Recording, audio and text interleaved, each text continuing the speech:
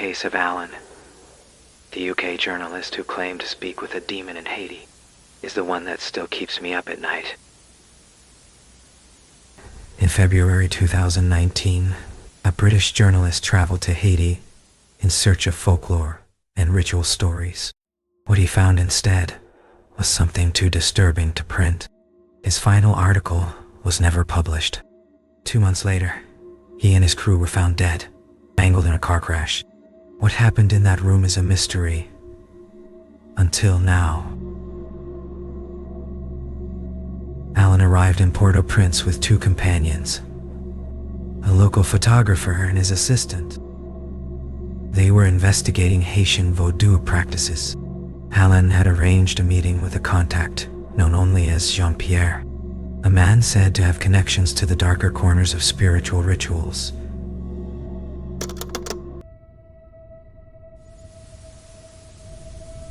You're telling me I can talk to a demon? Not a spirit? Not a man in a mask? A demon?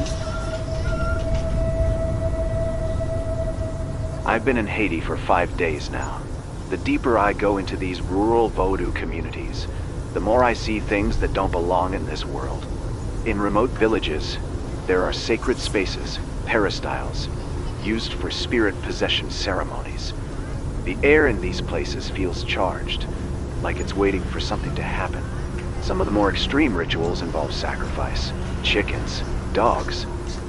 Their blood offered alongside rum, tobacco, bones, sometimes even skulls, placed before the spirits, the low. The ones who lead these rituals are called bokers, not priests, but something darker.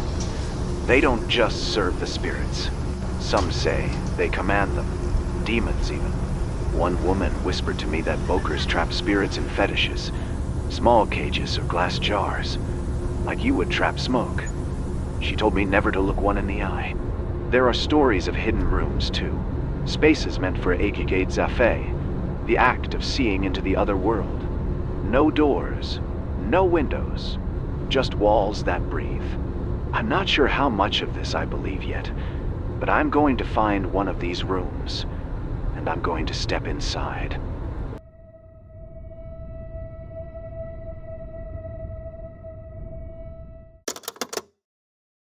Alan's notes get hazy here. But one thing is clear. He didn't believe it. He thought it was theater, until they reached the place. They were led into a pitch-black room. The air was thick with incense, and something worse, rotting meat. The cage in the center was covered by a thick, black wool blanket. Several men stood around it, whispering in a language Alan couldn't understand. Alan described the creature in disturbing detail. And it wasn't just his imagination. Jessica's photos, now classified, were blurred, every single one, distorted beyond recognition. Alan's notes got redacted here. Only one fragment could be recovered. The demon turned its face to Alan, and then it spoke. I think I already have enough, Jessica. Are you all right? You should get out and rest. Just a last question. How is hell like? Is Dante's depiction correct, or? Hell is not beneath your feet. It's behind your eyes. It is the place where your kind sent all your fears when you were too afraid to face them. A world born not of fire, but of thought. You built it with your nightmares, with your guilt, with your hunger for violence. It is an ocean, not of water, but of burning tar, stretching to a crimson horizon where nothing breathes. The sky above is not made of clouds, but ash and bone dust, raining constantly. The wind carries the howls of the freshly dead, and the scent is rot. Run. When the new ones arrive, they scream. They scream like children, and they run. They always run, but there is nowhere to run. Hell does not have geography. It shifts. It learns you. Every corner becomes a mirror to your sin. Those who have lasted centuries, the old ones, are no longer human. Their skin is calloused from flame, their teeth sharpened from feasting on the fallen. Warriors from your forgotten wars, Mongols, Spartans, Romans, Vikings, they rule the burning wastes, not with kingdoms, but by domination. You live by the kill, or you become food. Cannibalism is not a choice. It is the only nourishment, and it changes you. Your bones twist, your eyes melt. You forget your name, and remember only the scent of fear. That's the only thing pure in hell. The fear of the newly arrived. The hierarchy is not of power, but of cruelty. The more you suffer, the lower you fall. The ones who learn to inflict pain, they rise. There is no rest, no death. When your body is torn apart, you wake up again. In pieces, screaming, bleeding into yourself. Some beg for oblivion.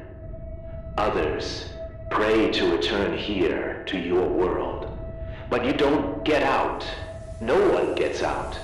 Hell is made of man. Every scream, every war, every betrayal, fed it.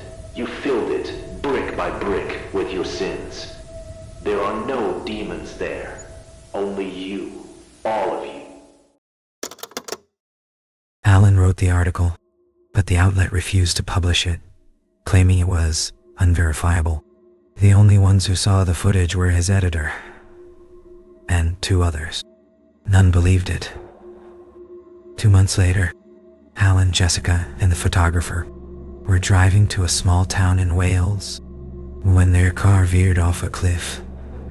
There were no skid marks, no other vehicles involved. The police ruled it an accident. I've been told that the ritual still happens for the right price. April 30th, 2025.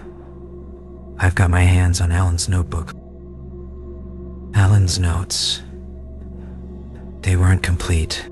The pages stopped abruptly after the demon's testimony, as if his pen had fallen mid-thought. But what struck me wasn't the ending. It was the gap. Between one paragraph and the next, there was clearly something missing. A thought, torn away. I don't mean metaphorically. One page had been ripped out. Not clean. Ragged, like someone had torn it in a panic. The notebook was returned to his family after the crash, folded shut, spine cracked, stained with something that looked like dried salt and smoke. They assumed it was from the fire, but the crash near Bricken wasn't fiery. It was a fall. Their car swerved through an empty road. No other vehicle, no animals. Just a straight drive off a cliff. Police called it driver fatigue, but Alan didn't drink, didn't speed, and he hated driving at night. Here's what haunts me. He wrote that article, submitted it, but it was never published. The editor said it wasn't what they expected, said Alan seemed confused in the piece. Overly poetic, they said. Not objective. That's the word they used. Not objective.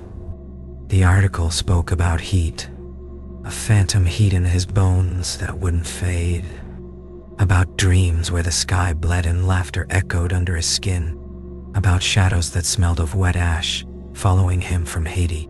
He wrote he felt watched. I can still hear it breathing when I try to sleep. Then the last line before the ripped page. He said we'd die, but he didn't say when. Maybe Alan tore that page out himself. Maybe he didn't want anyone else to see what the demon told him next. Or maybe the page was never meant to survive.